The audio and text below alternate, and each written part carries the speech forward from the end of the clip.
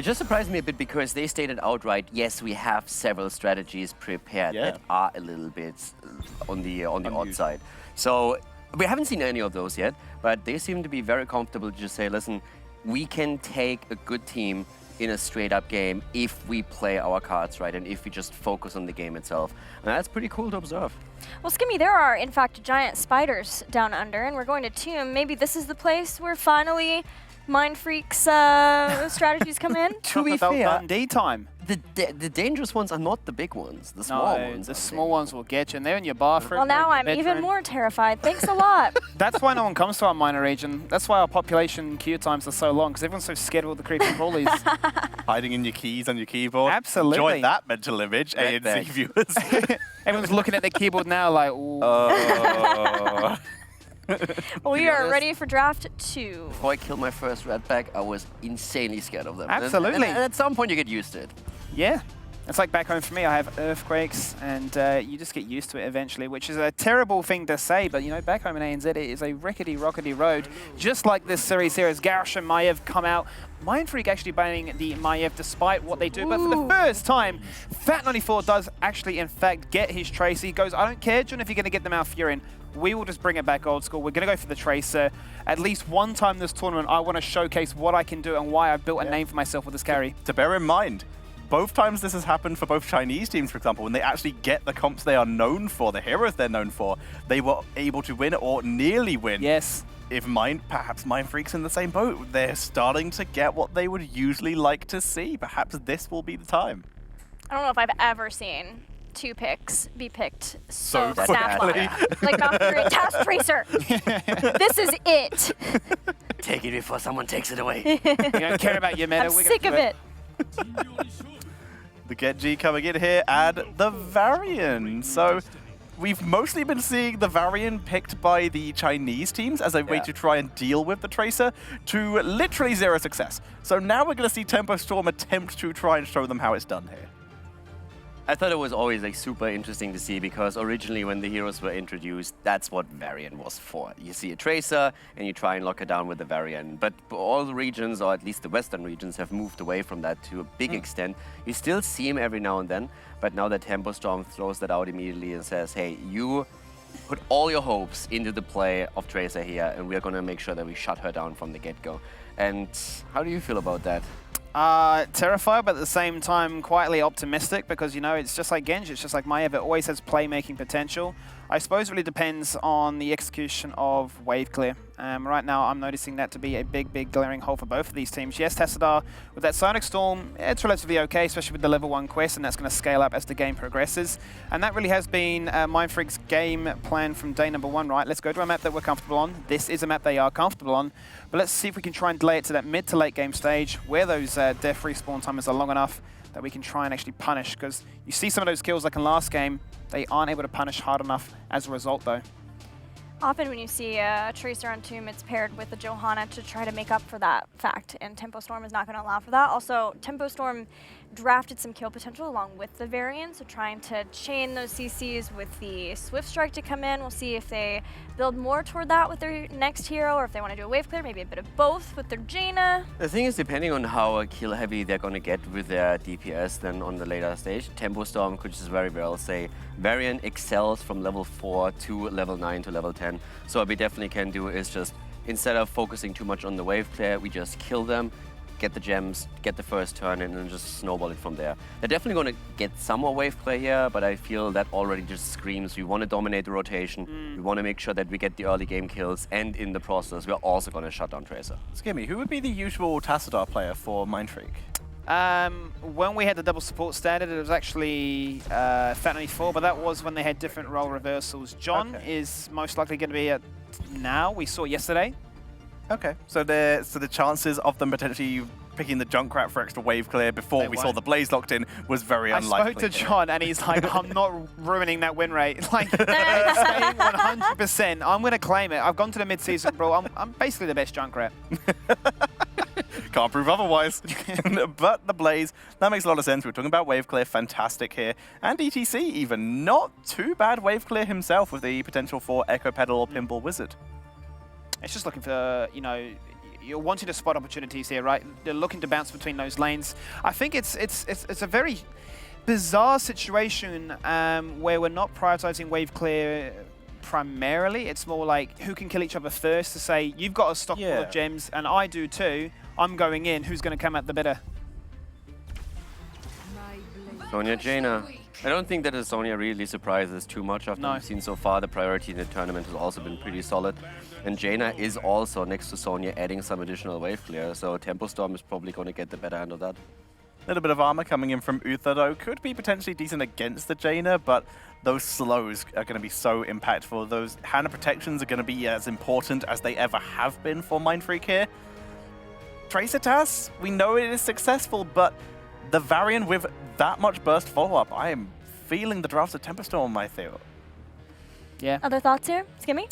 I want to make a prediction just very boldly right now. I just have to go for Mindfreak because it's Tracer. Okay, all right. Well, hold that. Pretend pretend you didn't say it. We're gonna ask it. My We're bad. gonna I was re-ask trying to again. host the segment, Predictions, please. I've never heard anybody say any prediction about this game seeing these drafts. Toucher.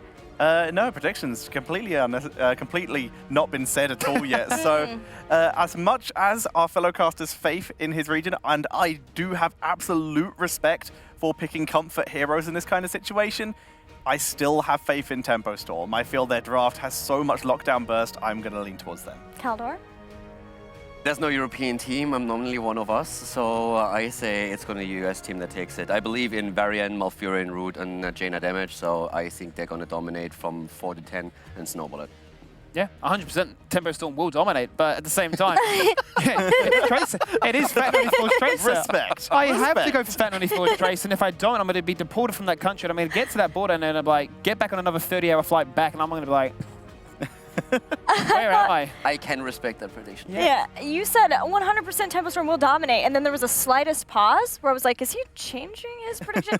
Regardless, I'm also... Prediction, Gilly, what prediction? Yeah. I've given up. I've given up on that little Twitter beef. You know how I had like 100% correct analysis? I think now you're leading it. You know what? I don't even care. Well, let's find out right now. Nothing. Vote with your Because heart. I say Vote Tempo with your heart. Storm. My heart's right here. Oh, this is going to break friendships and And figure earbuds. out who's right. Earbuds, yes. What are you guys thinking now? It's very important to check in at home. Tempo Storm, you feel too. I think that's very fair given their performance in the last one. If I had to say why I voted that way, it was if the team fights go head to head, Tempo Storm still has the better rotations. But most importantly, how are you guys doing? Our commentators, how are you feeling about this draft? I saw Tracer, and I looked at Trixo, I said, Cattle's going to try Varian again. Like, it's just going to happen. Yep, and see if he'll be able to make it work. I'm more worried about you guys at the desk. Please stop fighting. It's guys, we're a family. It's okay. Skimmy, Gilly, be chill. Come on, Trick. Reach Come on, over Trick. and Tell give me, each other Trick, a you're a hug. Mindfreak fan here. Yeah, take it away, guys. All right, let's go ahead and hop in here as we head into game number 2. Mindfreak taking on Tempo Storm. Do you think the Varian will be enough? Will it be able to shut down the Tracer? After hearing the communications and the way that Tempo Storm functions, I say that, yeah, Cattle's going to be like, look, just wait for me to taunt, and then it's GG. I think that's what we're going to go with. But what we're going to go with now, it's going to be Mindfreak here on the left in blue. They're going to try and take a point off of Tempo Storm, as it will be John on Tassadar, Ryu on Blaze, Penta on ETC, Vanilla on Uther, and Fat 94. Can his Tracer live up to the legend that Skimmy made him out to be?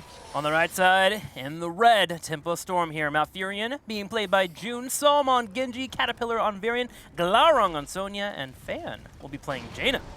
It'll be very key, right? So Dread brings this up a lot in our league, is that Jaina, she can only do one or the other at a time. So Blizzard is a long cooldown. You need that for your wave clear. So it's going to be important, I think, to watch the abilities of Jaina, knowing when you can go in. If that's on cooldown, maybe you have that opportunity. But look for the taunt, the roots, the swift strike, and a little bit of Jaina damage. But Uther bringing out the armor might be enough to dissuade them. Yeah, at the same time, that Blizzard will have to use for that wave clear, and you see it already being happening in the top lane. With Psalm doing his best here to delay the rotation here from Mindfreak. If that was cleared out and pushed in, maybe a minion or two misses out, but the idea is to get some tempo on top of Mindfreak. And so far, Tempo Storm is doing well there. If they can keep that momentum up, again, with the Varian as you get to level 4, if you have the lead going in the game, it always feels nice to have that lead. So get some tempo on Mindfreak. That's right. That is the plan here. That's what we're looking at. The other thing is, I'm going to be real curious when we do get to level 4, because if there are indeed trying to blow up one individual in Jaina, who is the very short burst, but still a little bit periodic in terms of that damage. Do we get the armor once the shield goes down, or will it be extra life leech for Tracer to hopefully run wild? There's so many complexities to this game based on the armor and everybody else involved. I'm excited to see how this plays out. That's a really good question. If you want to try to go toe-to-toe at level 4, I think the armor can be a really good pickup, especially with the Tracer. But you do have Uther, who brings in his own armor right away, and then of course you have the Cleanse later on at level 7, and you have the Divine Shield. So you may think, okay, later on, post 7, post 10, we'll have enough to be able to keep us alive. Let's give Tracer a little bit more life steal, so it might be enough to just topple over a fight. Right now, it's been pretty back and forth. Controlling the rotations, as you said, controlling the tempo has been that of Tempo Storm to make sure and control the rotations with that superior wave clear. Tassadar will be better as we go on. Here's a power slide and a pulse bomb, and Fan, that's actually going to be first blood, but wait a minute, that recall back into the Blizzard, it is a 1-for-1. That's an unlucky moment there for Tracer, getting picked up there with that third Blizzard coming in there. A 1-for-1 trade, as you mentioned, but you can see a little bit of feistiness coming out from Mindfreak. Yeah, I'm all for it too. Mindfreak, I mean, one of the things that you can do to disrupt, I guess, a little bit of that tempo is to just bring some aggression, see if they're willing to stand toe-to-toe with you. Nobody likes to be hit. I mean, you hit me all the time, and I'm like, Trickster, I don't like it, you know? I mean, nobody likes it. Oh, we're role-playing. Yes, Yeah. I definitely do. Where did that come from, Jam?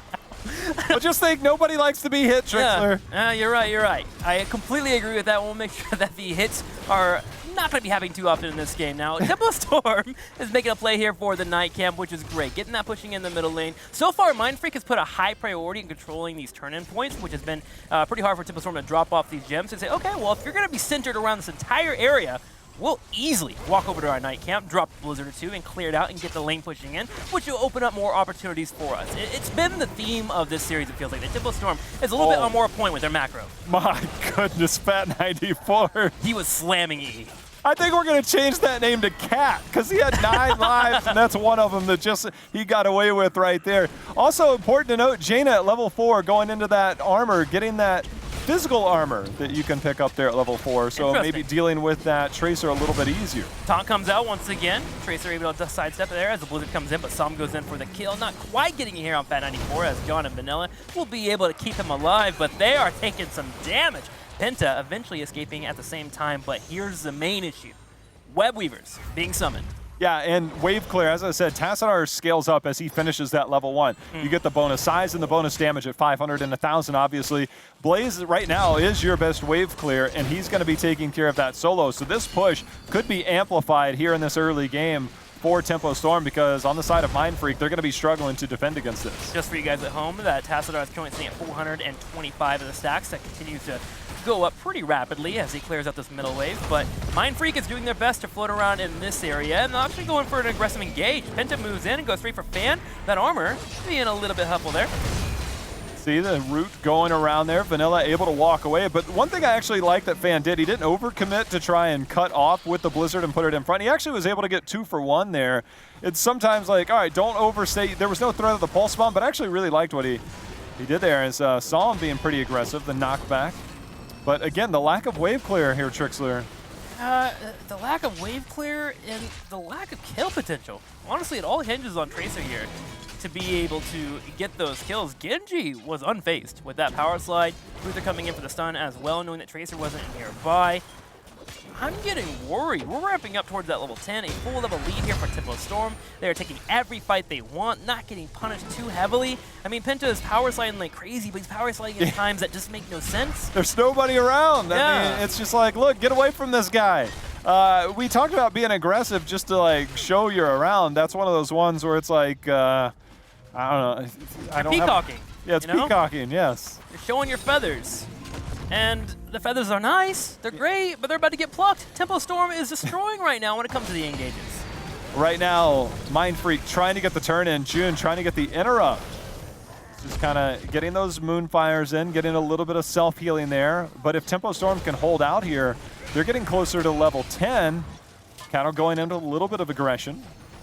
Taunt coming out. 2 more levels for that Divine Shield to come online here for Uther to help out with Tracer so she can get aggressive. That's what I feel like I'm kind of missing here. We've had one instance of being really aggressive from Fat94, and that was on the power slide on that top Web Weaver that got that 1 kill that traded into a Tracer kill, the 1-for-1. Since then, we've been a little bit more reactive, and I feel like with the Tracer composition, you need to be the ones getting into your opponent's face, right? You need to be forcing these variant taunts to happen at a time that Tempo Storm is not ready for them. I almost wondered if Mindfreak, because their positioning, they fell back quite far, was giving up on that turn-in, because Tempo Storm's going to be level 10. Even if you get that turn-in, you're basically conceding almost the majority of those Web Weavers because you're not going to be able to step out to push with it. And sometimes you can say, look, it just buys a little bit of time because you're close enough to having back-to-back turn-ins. You'd eventually have it after that first Web Weaver, but it's an interesting choice, I think, a lot of times. And Mindfreak, this will give them a little bit more push towards 10. They do get the turn-in. I do wonder if they're going to group up here as 5, though, and play a little bit close together, because that level 10 advantage here for Tempo Storm, as you mentioned, is a difficult one to deal with. Ryu on the side here, Jet Propulsion. Ooh, a power slide at the top, and Psalm is all by his lonesome. Can Fat94 go in for the kill? One more auto attack. There it is. He drops Genji like a drop bear. That is one that I'm pretty sure it doesn't exist. 2, that also extends their race towards level 10. Mindfreak, that is a big pickup at a very pivotal moment in this game. So quite interesting positioning. I obviously saw him wanted to get that lane pushed out to deny the Web Weavers, but that was a good rotation by Mindfreak. Yeah, Psalm did not expect that to come your way. And why would you, right? They're behind a level, you have the heroic advantage. Mindfreak surprises Psalm and gets that pick up. And now, Mindfreak with level 10 are getting aggressive. Here comes the bunker dance to continue to try to control Cattle here. Dimensional shift coming on the back left, but Glaron coming in for a flank, and now they gotta watch out for the Sonya here. Archon pops up, so he has one more dimensional shift available. Here goes the Pulse Bomb, and Glaron falls. Mosh pit on Malfurion too. He's going to be dancing for a while, and Fat94 says, I'm coming to dance too, as he comes in with that Tracer. There's gonna be the Swift Strike, nice Divine Shield onto that Blaze, but that positioning and that fight for Tempo Storm, I don't know if they're just overplaying their hand or not, but they are feeling something. I don't think that's the moment that they wanted to take that fight. They were feeling a little bit confident there, especially Glaron. When you have the dimensional shift from Tassadar coming in, that does become a lick your lips kind of moment. Okay, I want to jump on top of this Tassadar and take him out. Great play with the Archon, so you can get the additional dimensional shift. They turn it around, and we're able to pick off Sonya instead. Sonya, when she is coming for a flank, can be terrifying, but Mindfreak played that well. And now, we're in a position where we're actually pretty close in experience, almost 12 here from Mindfreak as Tempo Storm just hits 12. But I do wonder, can Mindfreak deal with this push about to come their way? Well, Fat94 has done everything he can up until this point to make sure and get the kills. He's confirmed quite a few for this team. He's actually been giving Tempo Storm fits, I'd say, and we still have the potential mosh pit. So I think right now I look at interrupts. You went Tranquility, not Twilight Dream. There's going to be a taunt in there, but I think there are a lot of opportunities for Mindfreak to stay within this game and potentially turn this around in their favor. And right now, I say turn it around. I mean, it's fairly even. Yeah, if you can play around that Sonya Spear, HGC can be quite the nuisance and get a big mosh pit. Spreading out is definitely one of the best things that Tempo Storm can do right now to prevent that. For now, they do have a lead, though, and they are pushing the middle wave pretty freely as well.